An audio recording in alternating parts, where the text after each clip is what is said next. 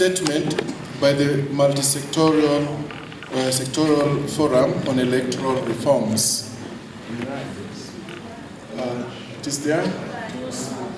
If you are not able to look at it, just look at me.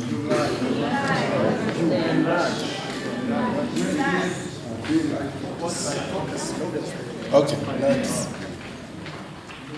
Okay.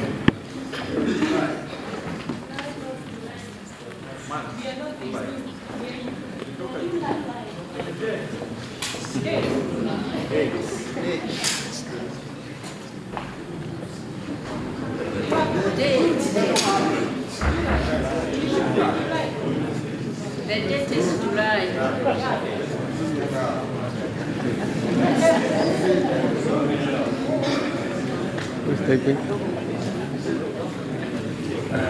Okay, now I go on.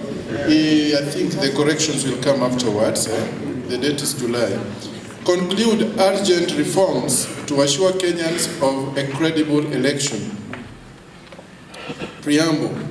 Religious leaders drawn from different faiths and members of the civil society, women, youth, and people with disability and other stakeholders have met here at Ufungamano House under the auspices of the Multi-Sectoral Forum on Electoral Reforms. During the meeting, the forum specifically reflected on the ongoing debate on reforms and was guided by the following objectives. 1.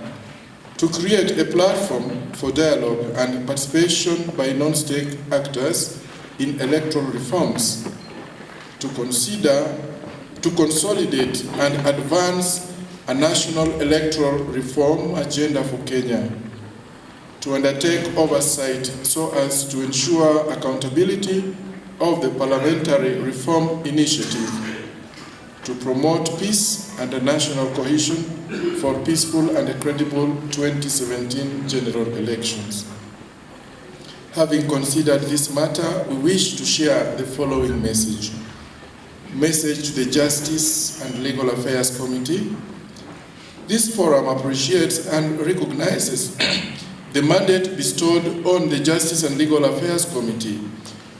While we acknowledge the important role played by this committee, we note with concern that the sibling rivalry between the Samuel Chepkonga-led committee and that of the Joint Parliamentary Select Committee is not in the interest of the nation and could derail the process of ensuring that Kenya has a credible body that will manage the next elections.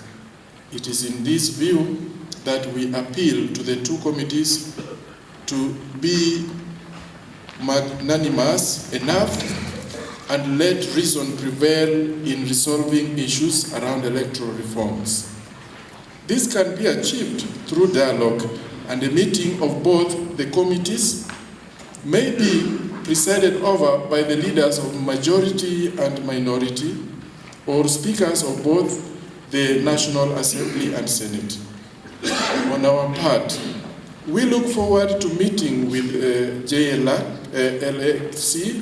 with a view of urging for an amicable and urgent resolution of all issues arising around their mandate on IEBC reforms. The direction the draft statement has taken.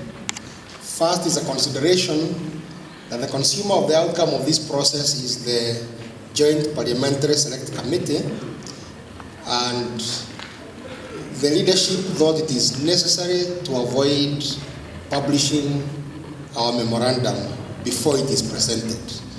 Are we agreed about that? Yes. So that we create an environment and a presentation where it's a face-to-face engagement so that we can clarify the issues. Number two is the recognition that the discussions between the Joint Parliamentary Select Committee and the Justice and Legal Affairs Committee is untidy. And because it is happening when we are here, we saw it as necessary to make a commentary on it and declare our commitment to engage JLAC.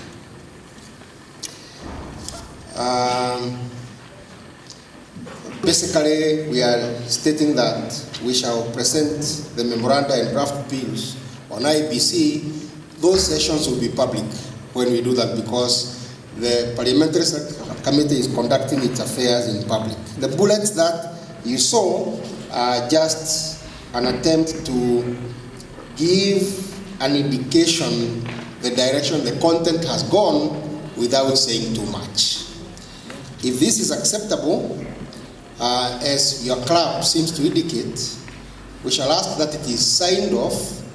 We ask the media to set up, read it out to them and release the press statement, and then we are left dealing with the resolutions that we shall agree.